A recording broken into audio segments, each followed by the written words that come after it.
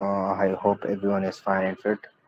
आज का जो हमारा सेशन है वो वेब डेवलपमेंट पे है, और इसमें हमारा जो टॉपिक है आज का वो है फ्रंट एंड फंडामेंटल्स। सो आज की जो हमारी मेंटोर है वो मैडम बसीरत मैं हमायून है, जो कि मेरी स्टैक डेवलपर है and student of BS IT भी है। तो आई होप कि आप लोग इंशाल्लाह इसके सेशन से कुछ सीखेंगे, जो भी अभी मौजूद है, और बाकी जो स्टूडेंट्स है वो अभी टाइम टू टाइम ज्वाइन करते रहेंगे। So I request Madam Basirat that she can start the session. Madam, you can start. आप स्क्रीन शेयर करके मैडम आप सेशन स्टार्ट कर सकती हैं। अस्सलाम वालेकुम एवरीवन। वालेकुम अस्सलाम। तो आप लोगों को पता है कि मेरा नाम जैसे कि सर ने बता दिया बसीरत हमायून है, और मैं जो है मर्न स्टेक पे काम कर रही हूँ। इसके अलावा मैं BSIT की स्टूडेंट हूँ।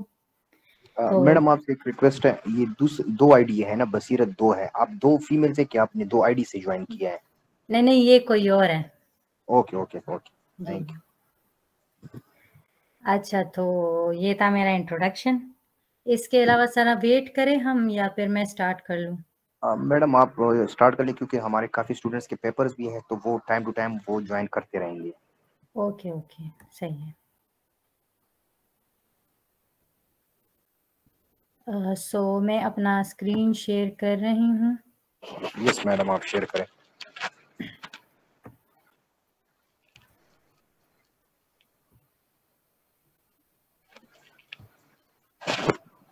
सो दिस इज़ आवर स्लाइड्स जो कि मैंने बनाई है, ठीक है।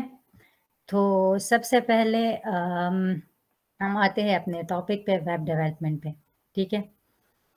तो हमारे आज का जो है एजेंडा है वो है फ्रंट एंड बेसिक्स पे, ठीक है। तो इसमें हम लोग फ्रंट एंड के बेसिक्स पढ़ेंगे कि वेब डेवलपमेंट हमारे पास होता क्या है।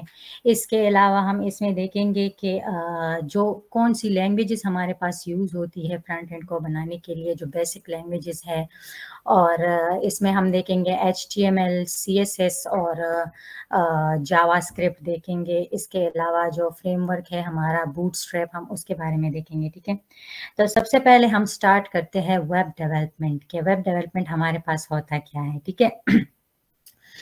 तो वेब डेवलपमेंट देखिए, सबसे पहले हमारे पास है वेब। वेब होता क्या है, ठीक है।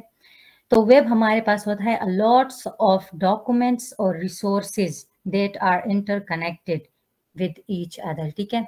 अब ये लॉट्स ऑफ डॉक्यूमेंट्स और रिसोर्सेज जो है ये हमारे पास होता क्या है, ये हमारे पास इसमें होते हैं इमेजेस, जो कंटेंट्स होते हैं, जो ब्लॉग्स होते हैं। इसके अलावा जो आर्टिकल्स वगैरह होते हैं, जो टेक्स्ट होते हैं, ये सारे के सारे जब आप इसमें इंटरकनेक्टेड होते हैं, ठीक है, और वो हमें वर्ल्ड वाइड वेब पे शो होते हैं, ब्राउजर पे हम उसके लिए रिक्वेस्ट करते हैं और हम उसको एक्सेस करना चाहते हैं, तो this is actually what web, ठीक है। तो अब वेब तो हमारे पास हो गया, अब डेवलपमेंट हमारे पास क्या चीज़ है। Development mean creating, maintaining and building websites and web applications, ठीक है।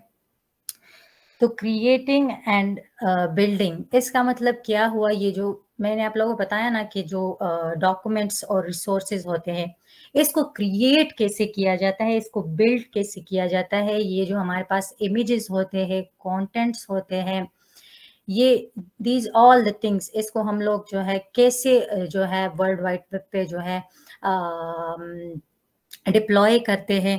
तो ये एक्चुअली हमारे पास है वेब डेवलपमेंट, ठीक है।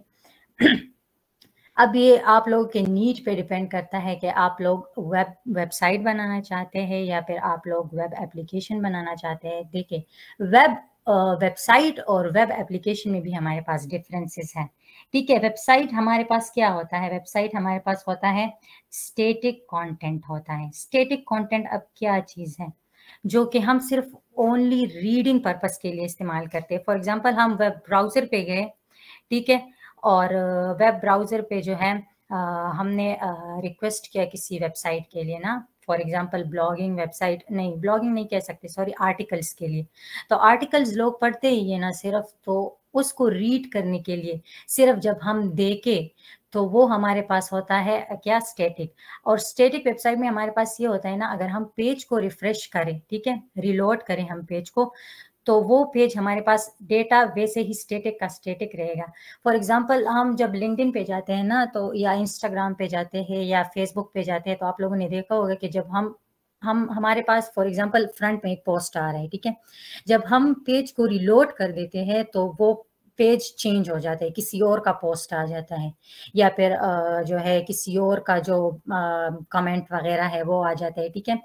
तो असल में हमारे पास ये होता है डायनेमिक कंटेंट, ठीक है। स्टैटिक कंटेंट में अगर हम लोग पेज को रिफ्रेश करें, रीलोड करें, तो वो डेटा चेंज नहीं होगा। फॉर एग्जांपल अगर कोई टेक्स्ट लिखा हुआ है, ठीक है, और हम उसको जो है रिफ्रेश करें, तो वो वैसे कहीं वैसे ही रहेगा। फॉर एग्जांपल पेज हमारे पास रीलोड होगा, लेकिन डेटा वही का वही रहेगा, चेंज नहीं होगा, ठीक है। अब आते हैं हम वेब एप्लीकेशन पे कि वेब एप्लीकेशन हमारे पास क्या होता है। तो जैसा कि मैंने आप लोगों को बताया कि लिंक्डइन पे आप लोग चले जाए, ठीक है, और कोई पोस्ट आप लोग को नजर आ रही है, आप लोगों ने पेज को रिफ्रेश किया, तो फिर पोस्ट हमारे पास चेंज हो जाती है, ठीक है। तो इसमें हमारे पास होता है डायनेमिक कॉन्टेंट, ठीक है। एक तो पेज रिफ्रेशिंग वाला सिस्टम आ गया, एक आ गया डायनेमिक कंटेंट।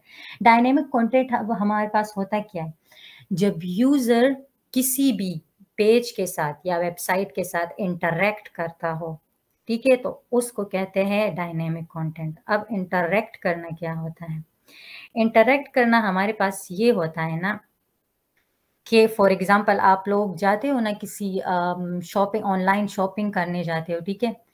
ऑनलाइन शॉपिंग जब आप लोग करते हो, तो आप लोगों को एक ऑप्शन नज़र आ रहा होगा, for example add to cart. जब आप लोग कोई चीज़ खरीदते हो, तो उसको आप सबसे पहले ऐड टू कार्ट, फिर वहाँ पे कैलकुलेशन हो के सब सारा बिल पेमेंट आप लोगों को बताते हैं, ठीक है।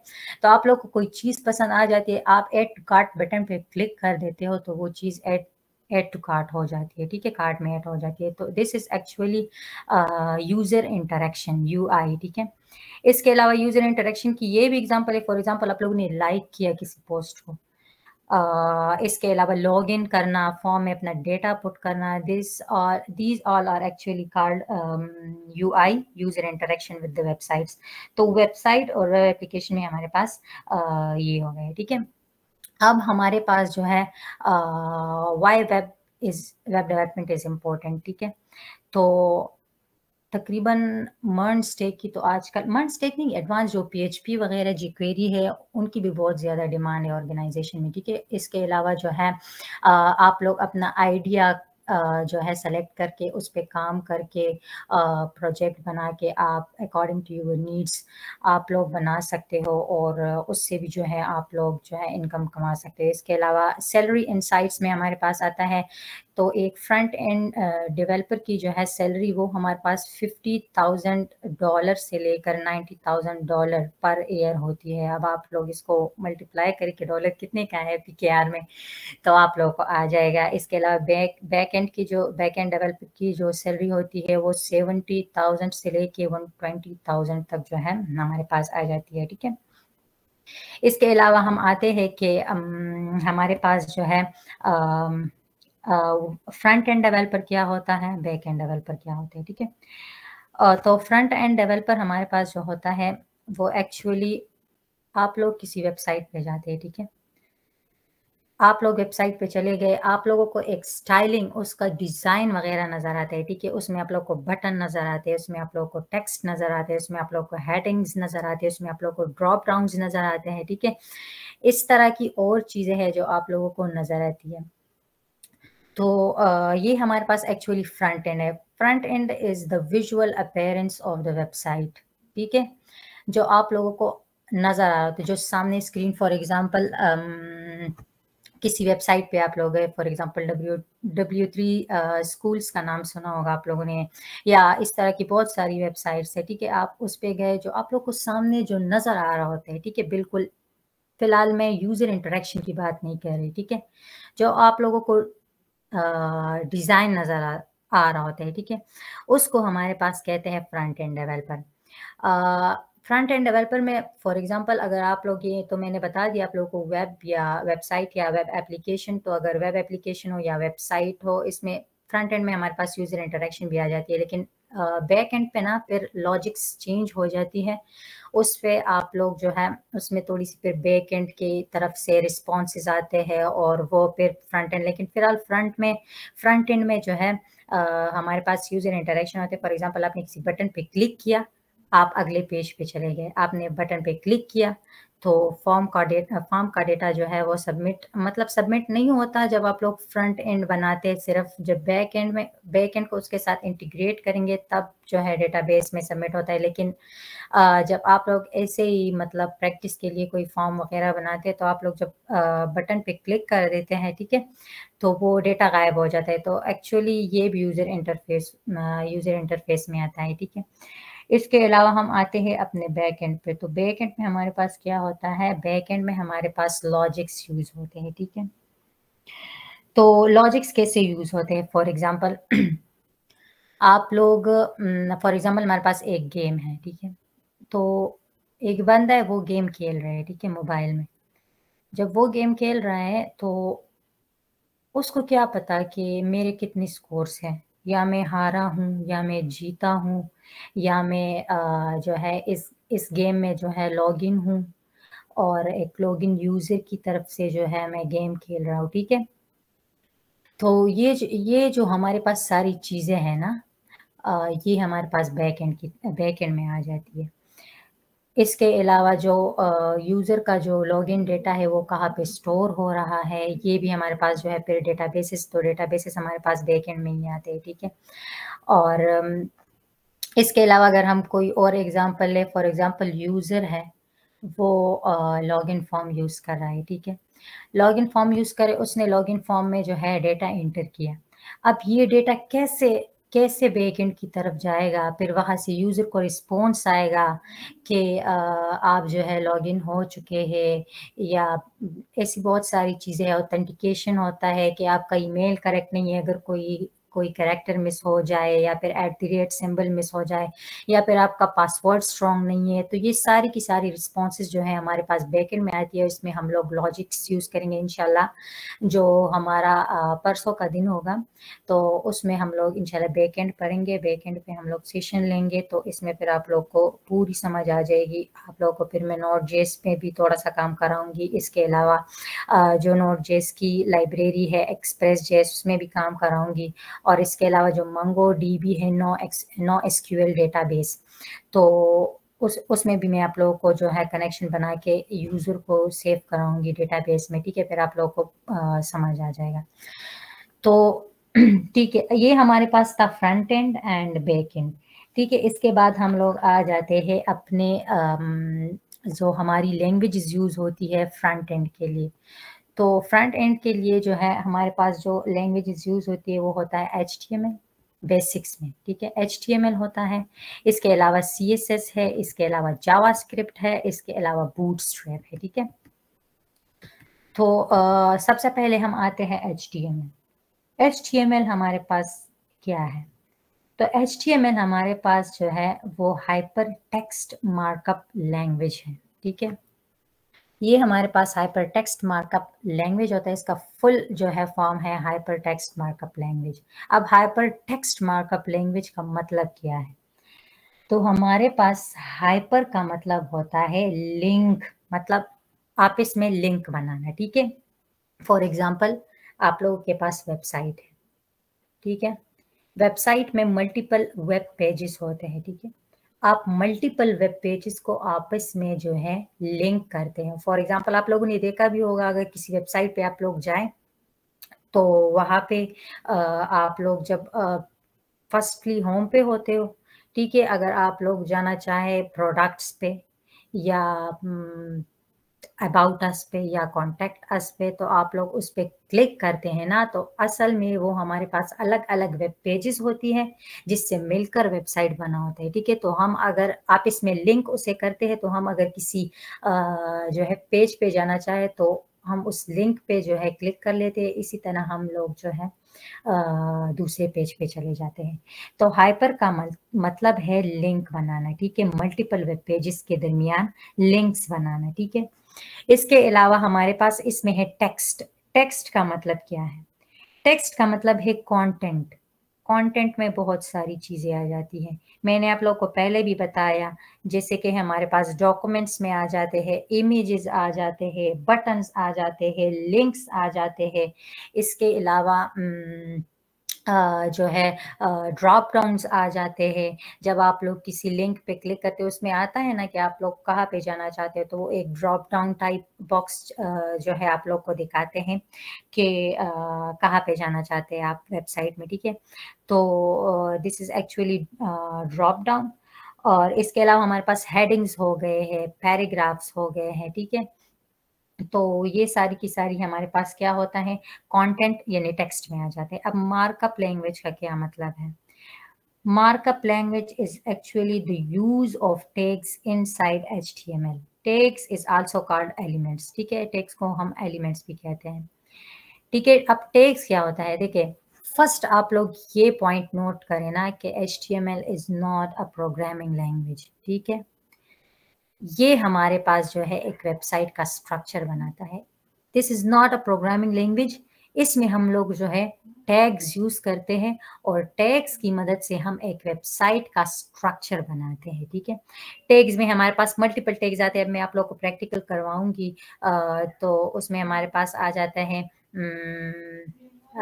जो है पैराग्राफ, इसके अलावा H टैग है, फॉर्म टैग है, टेबल है, लिंक्स है,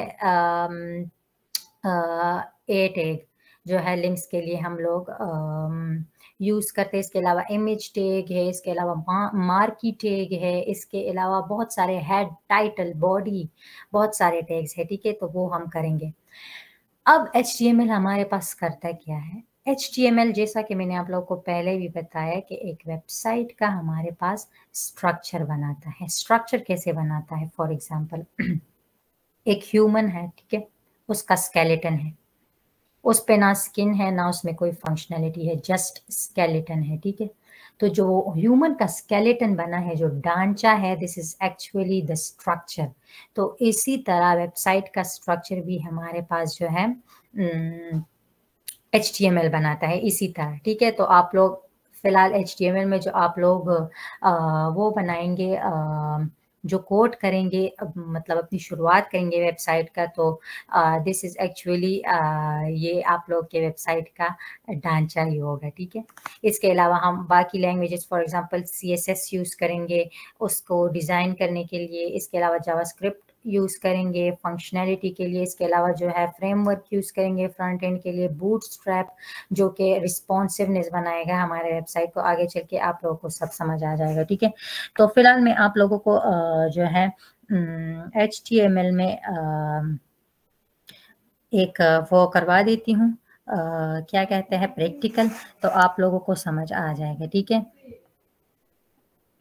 तो मैं सबसे पहले एक फ़ोल्डर बनाती हूँ, देन आप लोग के साथ में वो शेयर करती हूँ, ठीक है। तो मैंने सॉरी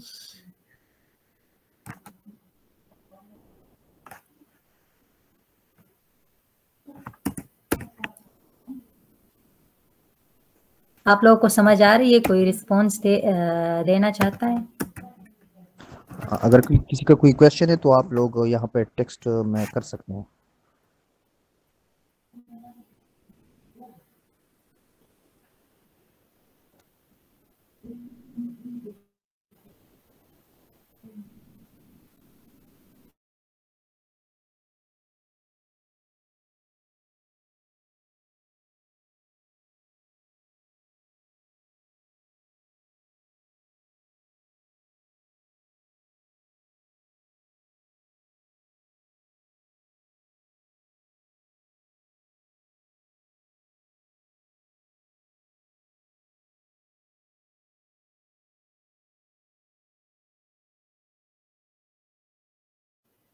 ओके, तो हम आ गए हैं VS कोड पे। VS कोड मैंने ओपन किया, ठीक है।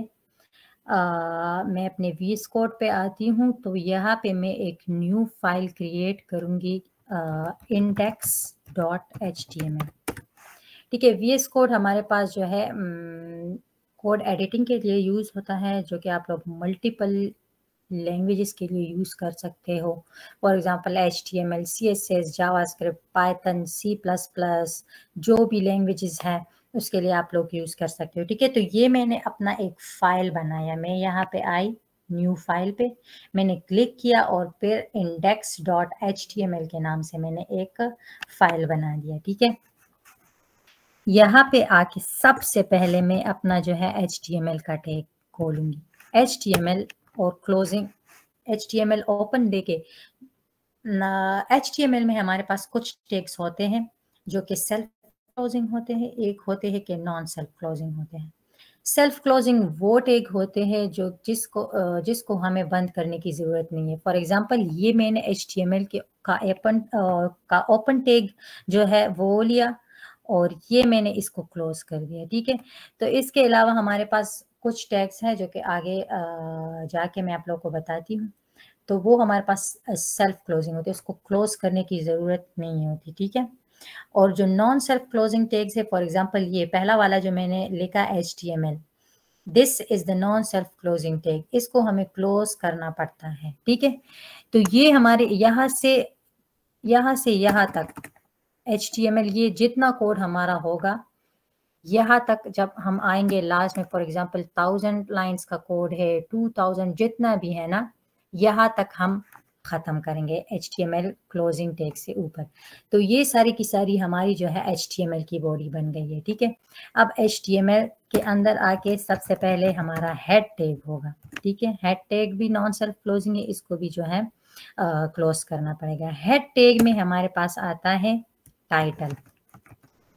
आप लोग किसी वेबसाइट को ओपन करते हैं, ठीक है, आप लोगों ने जो है ऊपर बार में ब्राउज़र में देखा होगा जो वेबसाइट का जो है डोमेन नेम आता है या वेबसाइट नेम आता है। ठीक है ना, तो this is actually the title. तो टाइटल में हम लोग फिलहाल लिख लेंगे कि डॉक्यूमेंट। ठीक है, अब हेड यहाँ पे हमारे पास वेबसाइट का जो हेड है वो ख़त्म हो गया है। यहाँ पे आके हम अपनी बॉडी जो है HTML की बॉडी स्टार्ट करेंगे। बॉडी में हम लोग क्या करेंगे, बॉडी में जो हमारा डेटा है, जो कंटेंट है, एक्चुअली बॉडी में जो है वही ऐड किया जाता है। तो सबसे पहले हम लोग स्टार्ट करते हैं H टैग से, हेडिंग टैग से। ठीक है, जो कि हमारे पास 6 कैटेगरीज होती है, उसमें एक H1 होता है, एक H2 होता है, एक H3 होता है, एक H4, H5 up to H6। H6 तक हमारे पास जो है टैग्स होते हैं। फॉर एग्जांपल हेडिंग के सिर्फ होते हैं। ठीक है, फॉर एग्जांपल आप लोगों ने MS ऑफिस में काम किया होगा वर्ड पे। ठीक है, तो उसमें आप लोगों के पास आता है ना, एक हेडिंग होता है, उसके अंदर फिर दूसरा हेडिंग होता है, उसके अंदर फिर तीसरा हेडिंग होता है, उसी है जो फर्स्ट हेडिंग होता है उसी के रिलेटेड। ठीक है, तो फर्स्ट हेडिंग थोड़ा बड़ा होता है, फिर उससे दूसरा वाला थोड़ा छोटा होता है, फिर उससे तीसरा वाला थोड़ा छोटा होता है। तो इस तरह जो है HTML में भी जो हेडिंग की कैटेगरीज है वो आप लोग यूज कर सकते हैं। तो सबसे पहले हम आते हैं H1 लिखते हैं, H1 टैग। ठीक है, H1 टैग में हम लोग लिख लेते हैं वेलकम टू HTML। ठीक है, इसको मैंने सेव किया Ctrl+S दबा के। ठीक है, अब इसको हम रन कैसे करेंगे, एक तो आप लोग के पास ये ऑप्शन है, ठीक है, रन विदाउट डिबगिंग या स्टार्ट डिबगिंग। ठीक है, और एक आप लोग के साथ कीबोर्ड में एक शॉर्टकट होगा F5। ठीक है, F5 मैंने जैसे दबाया मेरे पास आ गया वेब ऐप क्रोम, क्योंकि बाय डिफ़ॉल्ट मैंने अपने पीसी में जो है वेब क्रोम किया हुआ है। आप लोग के साथ एज भी हो सकता है, कोई दूसरा भी हो सकता है। तो मैं इसको ओपन कर देती हूँ। तो अब हम आउटपुट पे देखेंगे कि हमारे पास ये let me share my output screen. ठीक है, मैं आप लोगों को दिखाती हूँ कि ये हमारे पास कैसा प्रिंट हुआ है।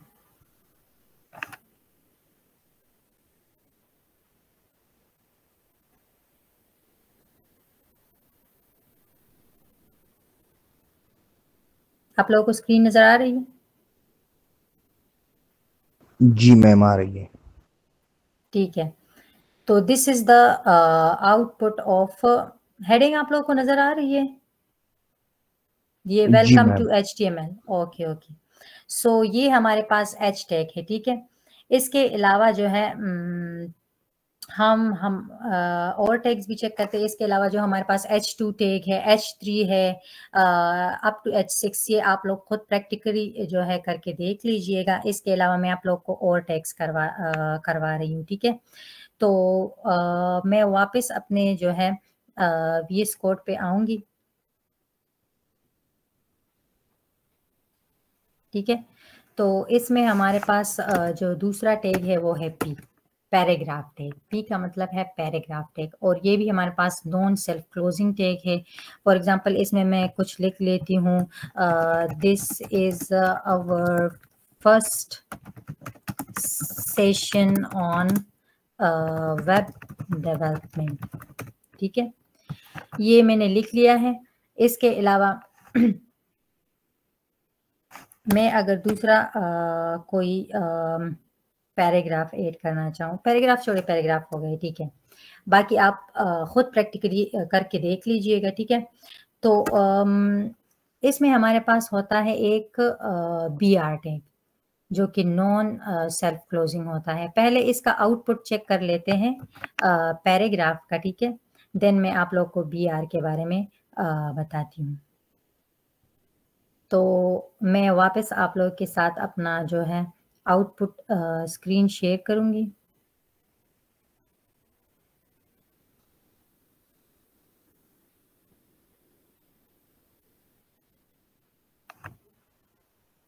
अब मैं यहाँ पे आके इसको रिफ्रेश करूंगी, तो ये हमारे पास पैराग्राफ टैग जो है वो प्रिंट हो चुका है और वो स्क्रीन पे आ चुका है।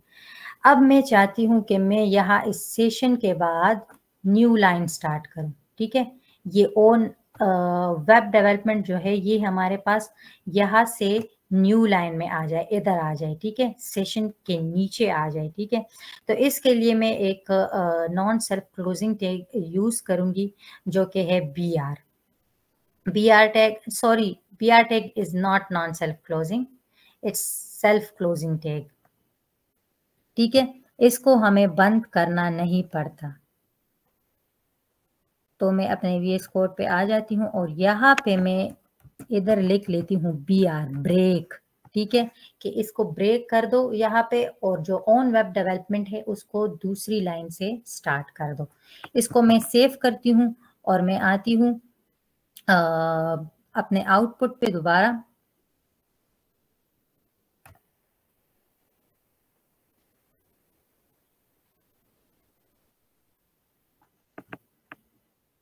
और यहाँ पे आके मैं इसको रिफ्रेश करती हूँ, तो देखिए ऑन वेब डेवलपमेंट हमारे पास जो है वो न्यू लाइन में आ चुका है, ठीक है। इसके अलावा इसमें बहुत सारे टैग्स हैं, टेबल टैग है, इमेज को कैसे ऐड करते हैं, लिंक्स कैसे बनाते हैं आप इसमें। अब ये एक बहुत बड़ी दुनिया है वेब डेवलपमेंट की, तो एक सेशन में तो नहीं हो सकता फ्रंट एंड, तो मैं सिर्फ आप लोग को बेसिक जो है वो बता रही हूँ।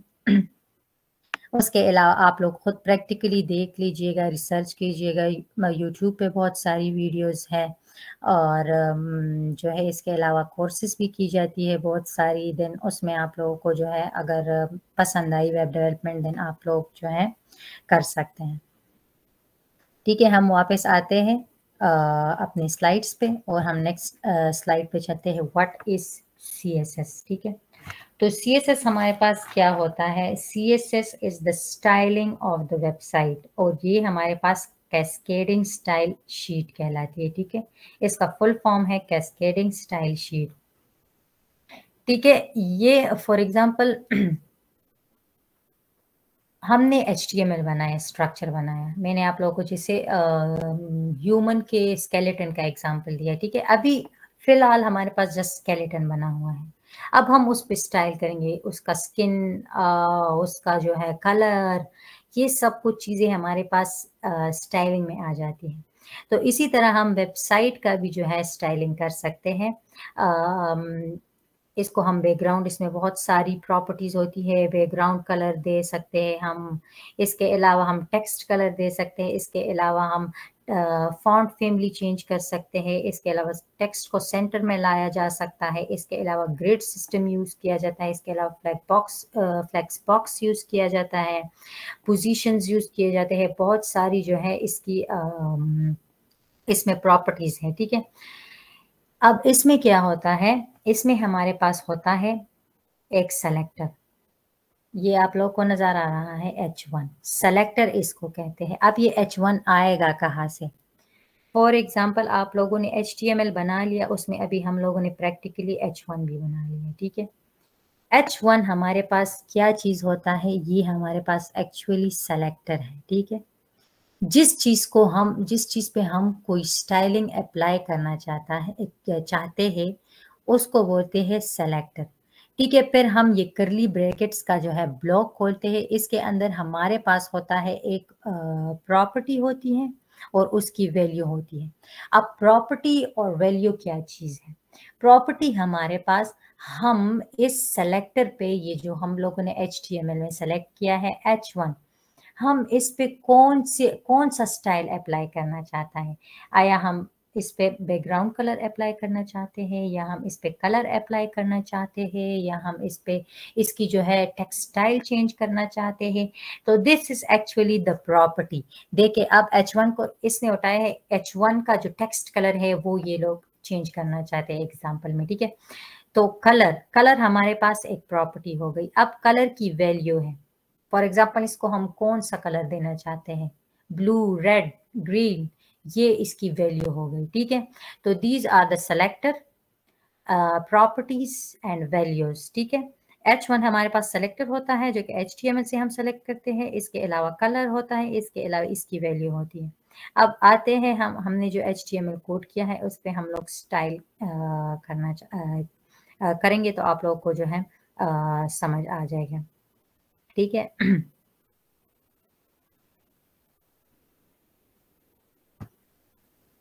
मैं आती हूँ अपने VS कोड पे दोबारा, और VS कोड में जो है देखिए अब स्टाइलिंग की भी जो है हमारे पास 3 टाइप्स होती है। एक हमारे पास होता है इनलाइन CSS होता है, एक हमारे पास होता है इंटरनल CSS, एक हमारे पास होता है एक्सटर्नल CSS, ठीक है। तो इनलाइन CSS में हमारे पास क्या होता है? इनलाइन CSS वो CSS होता है जो हम किसी HTML टैग के अंदर ही उसमें से जो है स्टाइलिंग CSS यूज करके उसको स्टाइल करे। वो कैसे? फॉर एग्जांपल मैं यहाँ पे आ जाती हूँ, मैं दे देती हूँ स्टाइल में मैं कलर चेंज करना चाहते हैं ना, हम इसका कलर कर दूंगी फॉर एग्जांपल इधर मैं कर दूंगी ब्लू, ठीक है। तो this is actually called inline CSS। जब आप किसी HTML टैग या एलिमेंट के अंदर ही उसमें स्टाइलिंग यूज करके आप उसको स्टाइल करना चाहें, ठीक है। अब हमारे पास इंटरनल CSS क्या होता है? इंटरनल CSS हमारे पास वो होता है जो हम HTML पेज के अंदर ही इधर हेड क्लोजिंग टैग के बाद आके इसमें स्टाइल का टैग यूज करके और फिर इसमें सेलेक्टर लेके, मैंने आप लोगों को बताया ना H1 इज अ सेलेक्टर। जो भी टैग या एलिमेंट हम HTML से उठाते हैं this is called selector. So selector, फिर मैंने ब्लॉक्स खोली, ठीक है। ब्लॉक्स जब मैंने खोली, इसमें अब मैं प्रॉपर्टी दूंगी कि मैं क्या चेंज करना चाहती हूँ। तो मैं इसमें दे देती हूँ बैकग्राउंड कलर। बैकग्राउंड कलर को मैं चले मैं ये एक्वा सेलेक्ट कर लेती हूँ ये। तो this is actually internal CSS। जब हम HTML पेज के अंदर ही स्टाइल टैग का यूज करके उसके अंदर जो है किसी टैग को स्टाइल करना चाहें, ठीक है। This is the internal CSS। अब एक्सटर्नल CSS हमारे पास क्या चीज होती है? एक्सटर्नल CSS इज एक्चुअली जब हम स्टाइलिंग के लिए कोई अलग पेज बना के हम उसको स्टाइल करें उसमें, और वो पेज जो हमने स्टाइलिंग के लिए बनाया होता है वो हम अपने HTML पेज के साथ लिंक करें, then that is called external CSS, ठीक है। एक्सटर्नल सीएसएस में आप लोगों को एग्जांपल करा देती हूँ। पहले मैं ये मिटा देती हूँ क्योंकि जब हम एक्सटर्नल सीएसएस करेंगे, ये भी आप लोग ट्राई करके देख ले, रिजल्ट आप लोग देखेंगे तो आप लोगों को जो है इस पे स्टाइलिंग अप्लाई हो जाएगी। मैं आप लोगों को एक्सटर्नल सीएसएस में करवाती हूँ, फिर मैं आप लोगों को शो करवाती हूँ। ठीक है, तो यहाँ पे मैं एक न्यू फाइल बना लेती हूँ स्टाइल, और इसका एक्सटेंशन हमारे पास होगा .css। ठीक है, क्योंकि ये CSS की फाइल है इसलिए हम इसको CSS जो है एक्सटेंशन लेंगे। तो सबसे पहले हम लोग यहाँ पे H1 को जो है, या P को भी आप लोग दे सकते हैं। ठीक है, फिर आप लोगों ने जो है सेलेक्टर में P सेलेक्ट करना होगा। ठीक है, तो मैं यहाँ पे एक्सटर्नल CSS में जो है H1 को सेलेक्ट करती हूँ। ठीक है, H1 को मैंने सेलेक्ट किया, इस पे मैं स्टाइलिंग अप्लाई करना चाहती हूँ, फॉर एग्जांपल कलर, और कलर को मैं दे देती हूँ ब्लू। ठीक है, कलर को मैंने ब्लू कलर दिया। ठीक है, अब मैं यहाँ पे आऊंगी, अपने आउटपुट स्क्रीन पे आऊंगी मैं, और आप लोग को दिखाऊंगी कि इस पे स्टाइल अप्लाई हो चुकी है या नहीं हुई। ठीक है,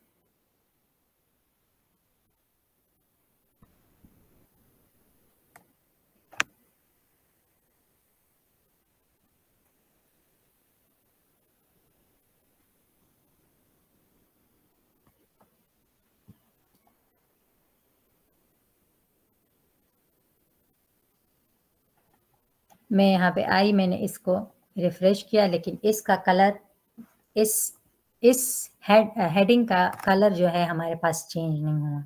वो क्यों? अब मैं आप लोगों को बताती हूँ कि वो क्यों चेंज नहीं हुआ। क्योंकि मैंने आप लोगों को बताया कि एक्सटर्नल CSS हम बना के फिर उसको जो है हम लोग HTML में लिंक करते हैं, देन वो हमारे पास काम करता है। अब हम इसको लिंक कैसे करेंगे? ठीक है, तो जब हम इसको लिंक करेंगे तो हम यहाँ हेड टैग में आ जाएंगे, और यहाँ पे हम लोग लिंक टैग यूज करेंगे। लिंक टैग में हमारे पास रेल स्टाइल शीट है। रेल का मतलब है रिलेशन, हम किस चीज के साथ इसका रिलेशन बना रहे हैं। हम एक स्टाइल शीट के साथ इसका रिलेशन बना रहे हैं इसकी स्टाइलिंग करने के लिए। और एच रेफ आप जिस स्टाइल शीट के साथ आप जो है रिलेशन बना रहे हैं, वो उसका जो है पाथ क्या है, वो कहाँ पे है। तो यहाँ पे हम लोग करेंगे .style.css। ठीक है, तो हम रिलेशन बनाना चाहते हैं स्टाइल शीट का style.css पे, जो हम लोगों ने CSS के लिए बनाया है उसके साथ। अब मैं इसको सेव करके आप लोगों को दिखाती हूँ कि इसका जो है इस पे स्टाइलिंग अप्लाई हो चुकी है या नहीं हुई। So this is our output, and मैं इसको अब रिफ्रेश करती हूँ तो इसका कलर हमारे पास ब्लू हो गया। तो सो this is actually external CSS। देखिए, हमारे पास HTML बगैर CSS के यूज हो सकता है, लेकिन CSS हमारे पास HTML के बगैर यूज नहीं हो सकता। ठीक है, CSS के लिए इम्पोर्टेंट है कि आप लोग उसके लिए HTML बनाएंगे। और इसके अलावा जो है दिस इज अवर, एक बात भूल गई, पता नहीं कौन सी थी, लेकिन चले हम आते हैं क्योंकि टाइम हमारे पास कम है, अपने नेक्स्ट उस पे जावास्क्रिप्ट पे। ठीक है, और जावास्क्रिप्ट हम स्टार्ट करते हैं। तो मैं यहाँ पे अपना स्लाइड्स वापस ओपन कर लूंगी।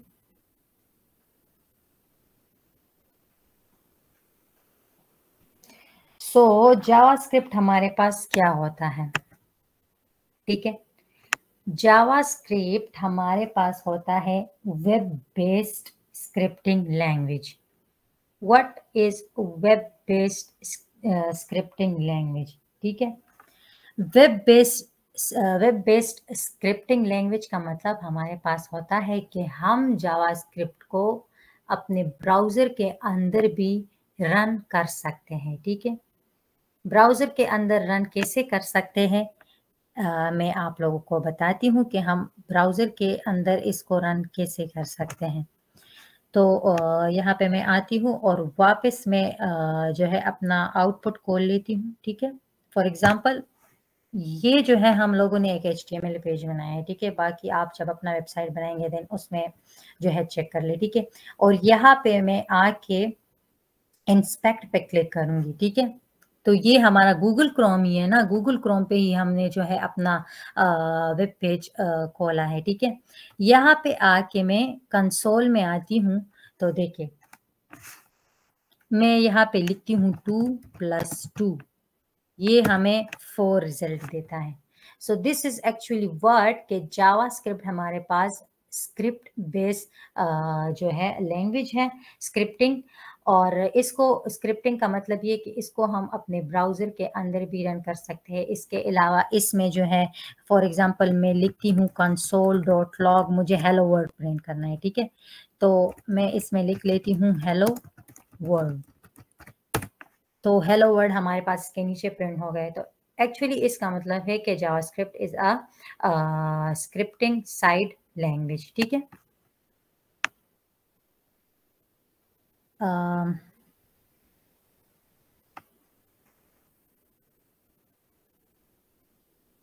ठीक है ma'am, can you please repeat? Yes sure, ठीक है। मैं जावास्क्रिप्ट दोबारा रिपीट करती हूँ, ठीक है। अभी ये मैंने फुली एक्सप्लेन नहीं किया ना, लेकिन मैं आप लोग को दोबारा चले ये बता देती हूँ, ठीक है। JavaScript is a web-based scripting language. JavaScript हमारे पास web-based scripting language है। इसका मतलब क्या है? वेब-बेस्ड स्क्रिप्टिंग लैंग्वेज का मतलब ये है कि JavaScript को हम अपने ब्राउजर के अंदर भी जो है रन कर सकते हैं, ठीक है। इसके अलावा जावास्क्रिप्ट हमारे पास जो है अपने सिस्टम पर भी रन हो सकता है, बट Node.js के थ्रू रन हो सकता है, ठीक है।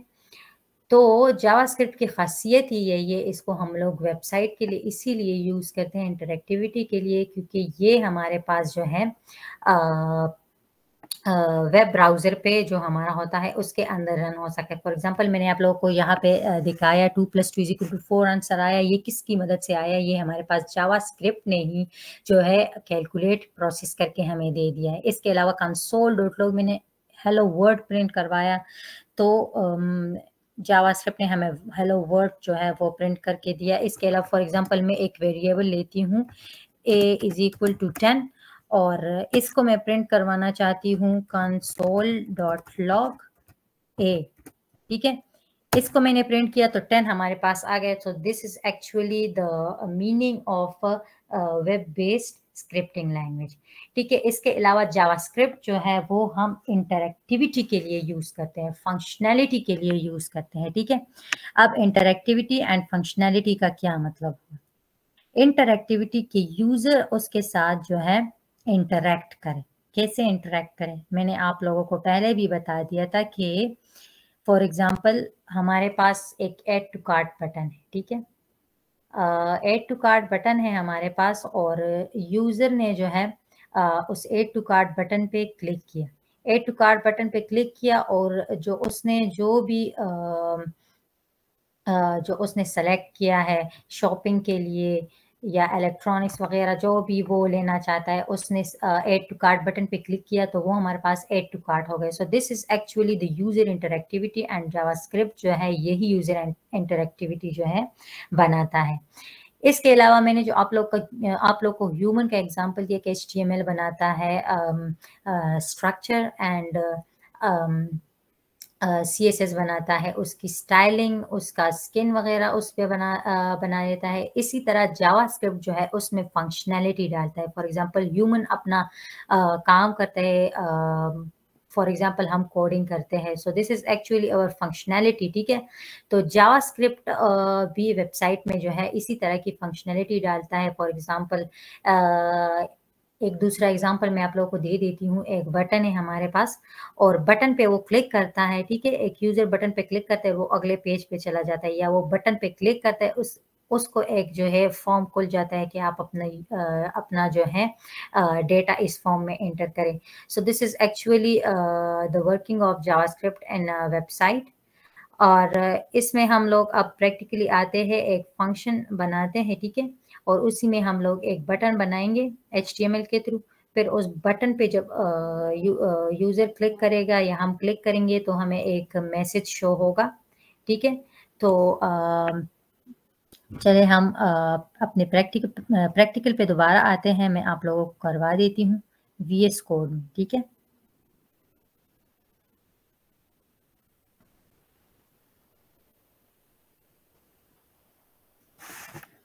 ठीक है, तो ये हमारा जो है पिछला वाला प्रैक्टिकल वर्क है। अब यहाँ पे मैं आके जब जावास्क्रिप्ट करूँगी तो जावास्क्रिप्ट के लिए यहाँ पे बॉडी टैग के बाद में खोलूँगी स्क्रिप्ट टैग, ठीक है। और स्क्रिप्ट टैग को मैं जो है इधर क्लोज भी कर लूँगी, स्क्रिप्ट, ठीक है। स्क्रिप्ट टैग के अंदर हम अपने जावास्क्रिप्ट का जो है वो कोड करेंगे, ठीक है। फॉर एग्जाम्पल मैंने आप लोगों को बताया कि हम एक बटन बनाएंगे और उस बटन के थ्रू जो है जब हम यूजर उस पर क्लिक करेगा तो उसको कोई मैसेज शो होगा, ठीक है। तो सबसे पहले यहाँ आते हैं, हम अपने HTML कोड में जो है बटन का टैग यूज करेंगे, ठीक है। This is the button tag, और बटन टैग में हम लोग लिखेंगे क्लिक मी, ठीक है। ये हमारे पास बटन टैग हो गया। और अगर आप लोग इस बटन टैग को स्टाइल करना चाहें तो आप लोग फिर प्रैक्टिकली कर लीजिएगा। और बटन पे हमारे पास एक एट्रीब्यूट होता है ID, आइडेंटिफायर, जो कि हर टैग को यूनिकली आइडेंटिफाई करता है। फॉर एग्जाम्पल आप लोग के साथ HTML में पैराग्राफ टैग है, ठीक है। तो पैराग्राफ तो आप लोग के पास सिर्फ एक नहीं होगा ना, वो तो आप लोग के पास मल्टीपल भी हो सकते हैं, ठीक है। और आप लोग पैराग्राफ टैग उसमें से किसी एक पैराग्राफ टैग पर आप लोग स्टाइलिंग जो है करना चाहते हैं, बाकी पे नहीं करना चाहते। तो आप जब as a selector P tag use करेंगे स्टाइलिंग में, और आप उस पे जो है स्टाइलिंग अप्लाई करना चाहेंगे, तो आप तो सिर्फ एक पैराग्राफ पे स्टाइलिंग अप्लाई करना चाहते हैं। लेकिन जब आप P सेलेक्टर यूज करेंगे यहाँ पे स्टाइल में, ठीक है, आप P सेलेक्टर यूज करेंगे तो वो उस पे जो आप लोग स्टाइलिंग अप्लाई करना चाहेंगे वो सारे के सारे पैराग्राफ पे जो है अप्लाई होगा, ठीक है। तो अब इसके लिए हमें जो जरूरत पड़ती है HTML में वो होता है ID की, ठीक है। ID की जरूरत पड़ती है। हम जिस पैराग्राफ पे स्टाइलिंग अप्लाई करना चाहेंगे तो उसको हम लोग ID दे देंगे, और फिर CSS में हम हैश के थ्रू उस ID को सेलेक्ट करके उस पे स्टाइलिंग अप्लाई करेंगे, ठीक है। तो स्टाइलिंग हमारे पास सिर्फ उसी पैराग्राफ पे जो है वो अप्लाई हो जाएगी, ठीक है। तो यहाँ बटन पे मैं जो है अभी तो मैं जावास्क्रिप्ट का वो बना रही हूँ। जावास्क्रिप्ट में मैं अब आप लोगों को समझाती हूँ कि कैसे मैंने ID ली और क्यों मैंने ली, ठीक है। तो यहाँ पे मैं इसको दे देती हूँ ग्रीट। ID में मैंने इसको, आप लोग इसको कोई भी नाम दे सकते हैं, मैंने यहाँ पे ग्रीड दिया, ठीक है। मैंने यहाँ पे ग्रीड दिया और इसको आप लोगों ने डबल कोट्स में बंद करना है, ठीक है। ये हमारे पास आ गया बटन, ठीक है। अब जावास्क्रिप्ट में मैंने आप लोगों को बताया कि हम बटन पे क्लिक करेंगे और हमें एक मैसेज शो होगा। तो अब जावास्क्रिप्ट में वो हम करेंगे कैसे?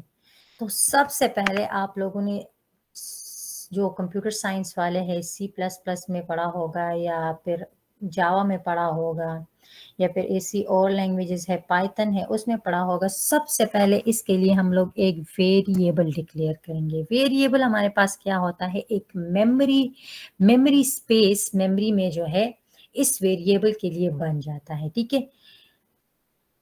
अब इस वेरिएबल को हम लोग जो है नाम देंगे।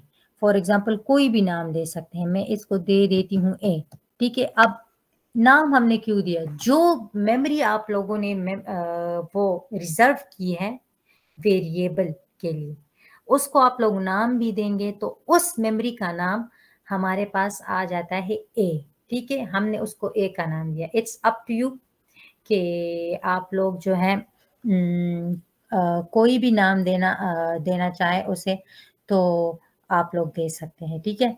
मैंने इसको दिया A, और A को मैं अब कहूंगी कि डॉक्यूमेंट अब हमारे पास क्या होता है? मैं अपने जो है वापस आ जाती हूँ वेब ब्राउज़र पे, ठीक है। और वेब ब्राउज़र में मैं आप लोग को बताती हूँ कि व्हाट इज़ एक्चुअली डॉक्यूमेंट, ठीक है। ये हमारे पास आउटपुट था, ठीक है। यहाँ पे मैंने आप लोग को बोला भी कि हम लोग वेब ब्राउज़र में भी जावास्क्रिप्ट का कोड रन कर सकते हैं, ठीक है।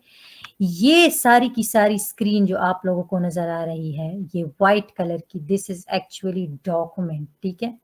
जो आगे जाके जावास्क्रिप्ट में डॉम आता है, फिर उसमें जो है अच्छी खासी लोगों को समझ आ जाती है कि व्हाट इज़ द डॉक्यूमेंट। लेकिन अभी मैं बेसिक्स में आप लोग को जल्दी से बता देती हूँ कि डॉक्यूमेंट, फॉर एग्जांपल मैं यहाँ पे आती हूँ डॉक्यूमेंट मैंने टाइप किया तो देखिए स्क्रीन जो है ब्लू हो गए। जो भी स्क्रीन सामने आप लोगों को नजर आ रही है वेब ब्राउजर पे, जो आप लोगों ने अपने वेबसाइट को रन किया है, ये हमारे पास है डॉक्यूमेंट, ठीक है। और फॉर एग्जांपल डॉक्यूमेंट में हमारे पास फिर बहुत ज़्यादा चीज़ें, फॉर एग्जांपल यहाँ पे हमने H1 किया है तो इसमें फिर बहुत सारी इसकी चाइल्ड्स आ जाती है, ट्री लाइक स्ट्रक्चर आ जाता है, जो कि अभी तो टाइम हमारे पास कम है, तो फिर वो जब मैं पढ़ाऊंगी तो फिर ज़्यादा टाइम लगेगा। इसके अलावा हमारे पास बूटस्ट्रैप भी रहता है, तो इसको हमने फिनिश करना होगा क्योंकि कल हम जो है फ्रंट एंड फ्रेमवर्क्स पे काम करेंगे, ठीक है। तो दिस इज एक्चुअली आप लोग को समझ आ गया कि दिस इज एक्चुअली डॉक्यूमेंट, ठीक है। अब हम वापस आते हैं अपने VS कोड पे, और VS कोड पे मैं जो है आप लोगों को बाकी का कोड करवा देती हूँ, ठीक है। तो हम अपने VS कोड पे आ गए हैं, और VS कोड में हम लोगों ने कहा कि तुम जाओ, वेरिएबल ए को बोला डॉक्यूमेंट पे जाओ, ठीक है। जो वेबसाइट का डॉक्यूमेंट है, जो अभी मैंने आप लोगों को बताया, जो स्क्रीन आप लोगों को जो विंडो नजर आ रही है अपनी वेबसाइट की, उस पे जाओ और उसमें से गेट करो, लो, क्या लो, element means tag, get element, document पे जाओ, गेट एलिमेंट, ठीक है। एलिमेंट को लो, कौन सी एलिमेंट को लो, बाय आईडी, जिसको हमने आईडी दी है, कौन सी आईडी, ग्रीट की आईडी जिसको हमने दी है। यहाँ पे हम लोगों ने आईडी दी ग्रीट, तो उसको हमने यहाँ पे यूज किया, ठीक है। हमने इसको बोला कि डॉक्यूमेंट पे जाओ और वहां से एलिमेंट लो जिसकी आईडी है ग्रीट, ठीक है। बेटर मेरे लिए ये था कि मैं इसके लिए फंक्शन यूज कर लेती, लेकिन चले मैं इसके लिए फंक्शन यूज कर लेती हूँ। फॉर एग्जांपल अभी ये तो आप लोग को समझ आ गया ना, इसको मैं अब फंक्शन में यूज करती हूँ, ठीक है। अभी मैंने यहाँ से हटाया। जब जावास्क्रिप्ट में फंक्शन डिक्लेयर करते हैं तो फंक्शन व्हाट इज फंक्शन, एक स्पेसिफिक ब्लॉक ऑफ कोड होता है। अगर प्रोग्रामिंग में हमें कहीं पे भी इसकी ज़रूरत होती है तो हम इसको जो है सिंपली कॉल कर सकते हैं। इससे हमारा कोड क्लीन होता है, हमें ज़्यादा कोड नहीं करना पड़ता और ना ही हमारा टाइम कंज्यूम होता है, ठीक है। फंक्शन को मैंने नाम दिया ग्रीट यूजर का, ग्रीट यूजर का नाम दिया, this is the function declaration. यहाँ पे मैंने ब्लॉक्स खोला, मैंने आप लोगों को बोला कि function is a specific block of code, ठीक है। और जो मैंने वेरिएबल बनाया था वो मैंने यहाँ पे पेस्ट कर दिया, ठीक है।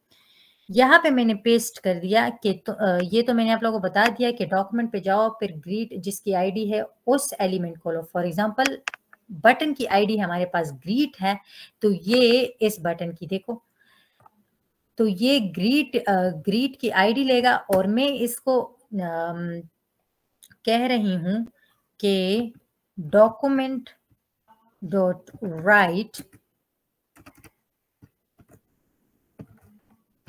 हेलो यूजर, ठीक है। जब आप लोग जो है ग्रीट मतलब बटन को लो, और जब बटन पे हमारे पास क्लिक होगा तो डॉक्यूमेंट स्क्रीन पे स्क्रीन पे लिखो हेलो यूजर, ठीक है।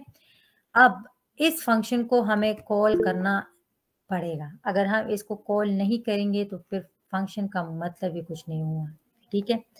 तो अब हम इसको कॉल करेंगे कैसे, तो जावास्क्रिप्ट में हमारे पास एक इवेंट है ऑन क्लिक, जो कि बटन के लिए यूज होता है। मतलब जब बटन पर क्लिक हो, तो यहाँ पे मैं इसको कह रही हूँ कि जब बटन पे हमारे पास क्लिक हो तो ये ग्रीट यूजर इस फंक्शन को कॉल करो, ठीक है। ग्रीट यूजर, ठीक है। इस फंक्शन को कॉल करो। तो अब मैं आती हूँ और आप लोगों के साथ अपना आउटपुट स्क्रीन जो है वो शेयर करती हूँ। देन हम चेक करते हैं कि हमारे पास रिजल्ट कैसा आ रहा है। देखिए हमारे पास बटन है, इसको मैं फिलहाल क्लोज कर लेती हूँ। ये हमारे पास बटन है। जैसे मैं इस बटन पे क्लिक करती हूँ, हेलो यूजर हमारे पास जो है प्रिंट हो गया है, ठीक है। सो this is actually what JavaScript do. इसके अलावा हम अपने लास्ट उस पे आते हैं बूटस्ट्रैप पे, ठीक है। और बूटस्ट्रैप पे जो है हम लोग बूटस्ट्रैप के बारे में पढ़ते हैं कि बूटस्ट्रैप हमारे पास एक्चुअली होता क्या है। तो बूटस्ट्रैप हमारे पास है actually this is the framework used for the responsiveness of website, ठीक है। ये हमारे पास फ्रंट एंड का एक फ्रेमवर्क है जो कि CSS और जावास्क्रिप्ट को कंबाइन करता है, ठीक है। और हमारे पास रिस्पॉन्सिव वेबसाइट बनाता है। रिस्पॉन्सिव वेबसाइट का मतलब क्या है? रिस्पॉन्सिव वेबसाइट का मतलब है, फॉर एग्जांपल आप लोगों ने एक वेबसाइट खोला लैपटॉप पे, ठीक है। लैपटॉप पे खोला, उसका व्यू आप लोग को अलग नजर आ रहा है, लेकिन आप लोग स्क्रीन को मिनिमाइज करेंगे, फिर टैबलेट पे जाएंगे, फिर मोबाइल पे जाएंगे, तो वो सारा जो कुछ आप लोगों ने बनाया होता है ना, वो सारा इधर उधर चला जाता है, ठीक है। एक दूसरे के ऊपर आ जाता है या फिर जो है उसकी रिस्पॉन्सिवनेस खराब हो जाती है। तो इस वेबसाइट को लार्ज स्क्रीन पे कैसे एडजस्ट करें? ऑल द कंटेंट जो हमारे पास होता है उसको। उसके अलावा इसको टैबलेट स्क्रीन पे कैसे एडजस्ट करें, जो कि मीडियम स्क्रीन हमारे पास कहलाता है। इसके अलावा इसको हम स्मॉल स्क्रीन जो कि मोबाइल स्क्रीन कहलाता है, उस पे हम लोग कैसे एडजस्ट करें। तो ये सारा काम जो है बूटस्ट्रैप करता है। इसमें हमारे पास होता है एक ग्रिड सिस्टम लेआउट होता है जो कि 12 कॉलम पे हमारे पास 12 कॉलम होते हैं उसमें हमारे पास।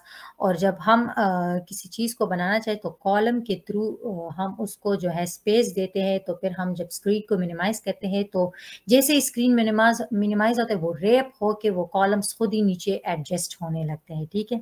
खुद ही नीचे नीचे आ जाता है। तो इसे हमारे पास जो है हमारा वेबसाइट रिस्पॉन्सिव होता है। और इसके अलावा हमारे पास बहुत सारी क्लासेस होती है जो कि स्टाइलिंग करती है। इसके लिए हमें स्टाइलिंग की ज़रूरत CSS का यूज़ नहीं पड़ती। अगर किसी जगहों में आप लोग के रिक्वायरमेंट के मुताबिक पढ़े तो देन आप लोग CSS यूज़ कर सकते हैं। इसके अलावा इसमें अपने कलर्स होते हैं, अपने क्लासेस होते हैं, अपने कंटेनर्स होते हैं। इसके अलावा ड्रॉप डाउन्स होते हैं, अपना नेव बार होता है, सब कुछ इसमें होता है। आप लोगों ने सिंपली जो है उसको लिंक को कॉपी करके अपने जो है स्टाइल शीट की तरह अपने HTML में जो है ऐड करना पड़ता है। और फिर आप लोग उस पे उसकी क्लासेस यूज़ करके जो है आप लोग उस पे अप्लाई कर सकते हैं। मैं थोड़ा बहुत आप लोग को बता देती हूँ, ठीक है, कि हाउ हम जो है इसको यूज़ कर सकते हैं। तो मैं आती हूँ उस पे बूटस्ट्रैप के ऑफिशियल वेबसाइट पे मैं आती हूँ और मैं आप लोग के साथ शेयर कर देती हूँ।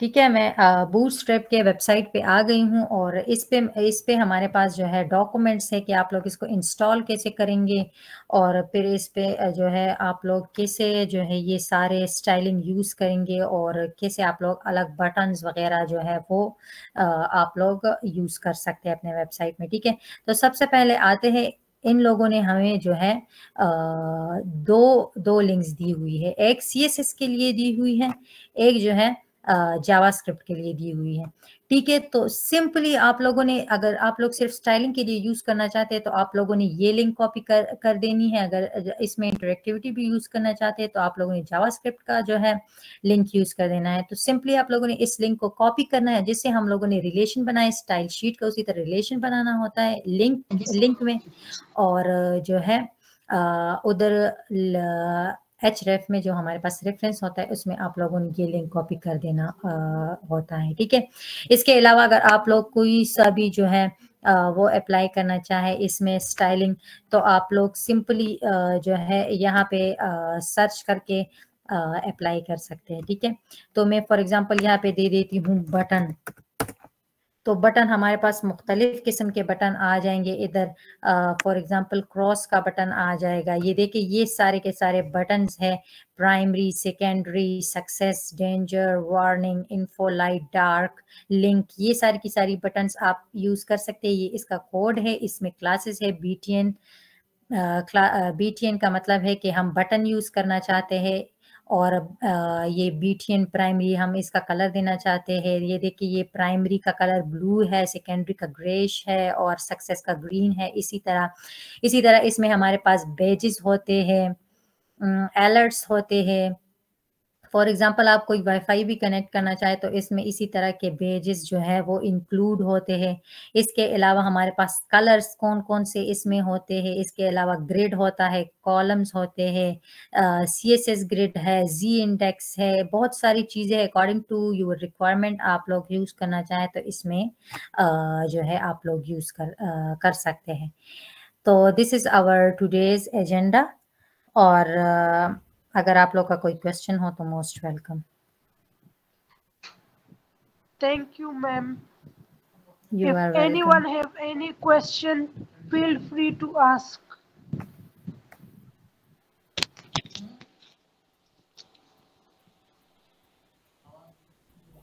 Hello ma'am. जी जी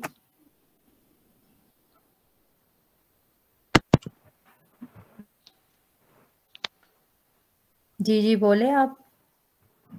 किसी का कोई क्वेश्चन है तो आप लोग टेक्स्ट में भी कर सकते हैं, किसी का भी कोई क्वेश्चन है, क्योंकि अभी हमारे पास टाइम है फॉर द क्वेश्चंस। अगर आप लोग के क्वेश्चन नहीं है so then we have to end up class.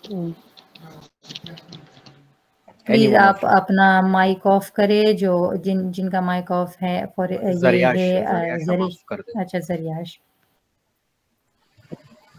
I think madam no one have any question, so thank you very much for your kind time. आपने अपना इतना कीमती वक्त निकाला, और आप आज यहाँ पे जी यहाँ पे एक क्वेश्चन है मेरे ख्याल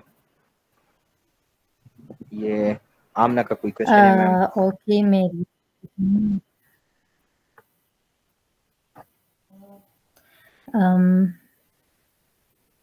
नहीं, ये कुछ भी मुश्किल नहीं है। देखिए ये फर्स्ट है ना, फर्स्ट में सबको मुश्किल लगता है। ऐसा हमें भी लगता था कि मुश्किल है शुरू में, लेकिन दिस इज नॉट मुश्किल, ठीक है ना। आप अगर किसी कोर्स के लिए अप्लाई करना चाहेंगी, या आप यूट्यूब में भी सिंपली आप लोग, बहुत सारे प्लेलिस्ट होते हैं आजकल। इंडियंस जो है वो बहुत ज़्यादा दे रहे होते हैं, पाकिस्तानी भी है लेकिन इंडियंस जो है ज़्यादा इन्हें अपने यूट्यूब वीडियोज़ में प्लेलिस्ट होते HTML की अलग होती है। कुछ भी मुश्किल नहीं है। आप पहले जो है बेसिक्स पढ़े, HTML CSS के अलावा आजकल बहुत नए फ्रेमवर्क्स आए हैं, फिर आप उसको देखिए।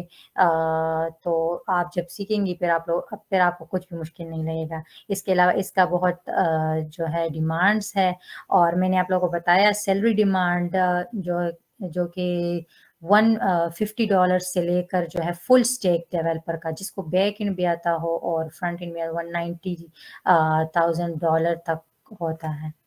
तो ये मुश्किल नहीं है। शुरू में हर किसी को मुश्किल लगता है, लेकिन जब आप स्टार्ट करेंगी तो देन आपको कुछ भी मुश्किल नहीं लगेगा।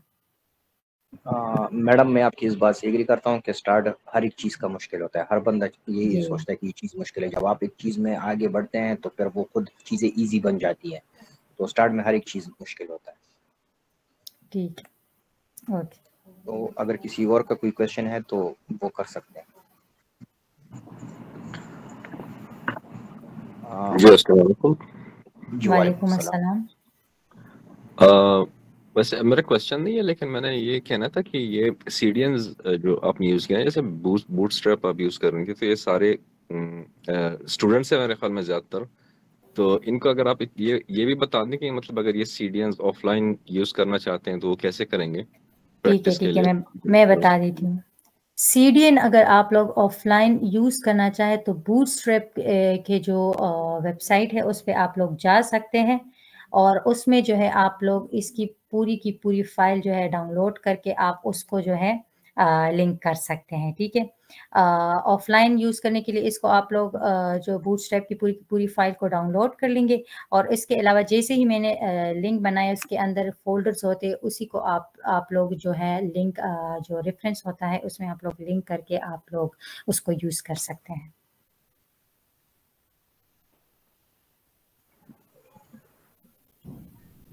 किसी और का कोई क्वेश्चन है?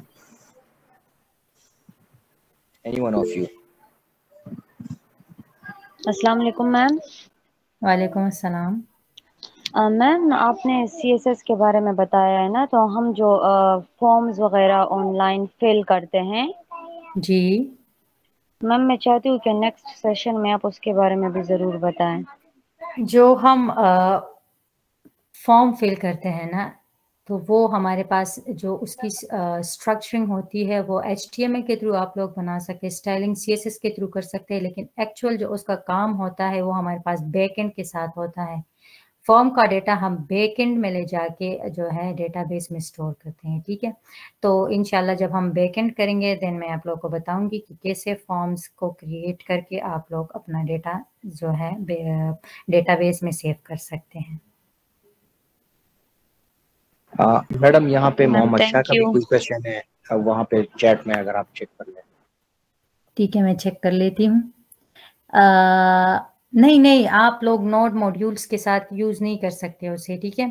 आप लोग बगैर नोड मॉड्यूल्स के साथ के बगैर, मैं सर को जो है वो शेयर कर दूंगी फाइल बूटस्ट्रैप का, देन आप उनसे वो आपको ग्रुप में सेंड कर देगा, या फिर मैं आपको किसी और लिंक्डइन प्लेटफॉर्म पे मैं आपको शेयर कर दूंगी, तो देन आप उसका यूज़ करके बूटस्ट्रैप को अपने जो है उसमें यूज़ कर लीजिएगा वेबसाइट में डिज़ाइनिंग में। किसी और का कोई क्वेश्चन है? जी Mohammad Shah.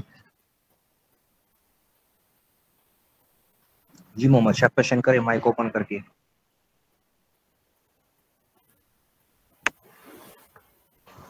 Assalamu alaikum to all of you. First of all, वालेकुम अस्सलाम। अच्छा मेरा क्वेश्चन ये है कि क्या ये एक सिनारियो है वेब फंडामेंटल्स की या कोई मतलब कोर्स है? नहीं, this is a short webinar on front end fundamentals. तो ये हमारे पास 3 डेज होगा। वेब डेवलपमेंट पे है ये। आज जो है front end Mohammed Shah fundamentals है। प्लीज आप अपना माइक म्यूट कीजिएगा।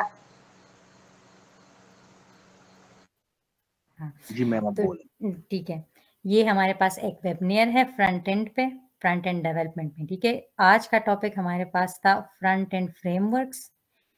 कल इंशाल्लाह हमारे पास टॉपिक होगा आज का टॉपिक था फ्रंट एंड फंडामेंटल्स, कल का टॉपिक होगा फ्रंट एंड फ्रेमवर्क्स, एंड परसों का टॉपिक इंशाल्लाह होगा बैक एंड फ्रेमवर्क्स। तो this is a 3 days webinar.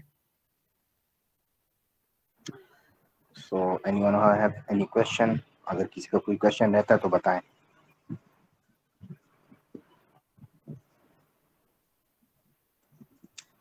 I think किसी का भी कोई क्वेश्चन नहीं है। क्वेश्चंस आई थिंक फिनिश हुए।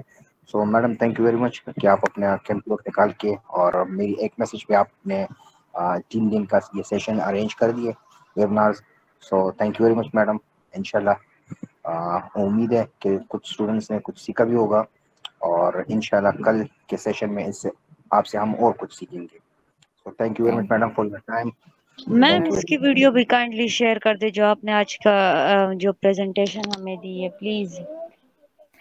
मैंने तो रिकॉर्डिंग नहीं की, अगर किसी ने की हो तो वो प्लीज हम YouTube पे शेयर अपलोड कर करते दें। हैं, वो हम डेली करते हैं, वो आप बेफिक्र है आपको YouTube से मिल जाएगी, क्योंकि वो हमारी मौजूद है मैडम, उसने की है, वो अपलोड भी करेंगी, तो वो इंशाल्लाह आप लोगों को वहाँ से मिल जाएगी। Thank you. ठीक है, thank you very much. Thank you madam. अल्लाह हाफिज़।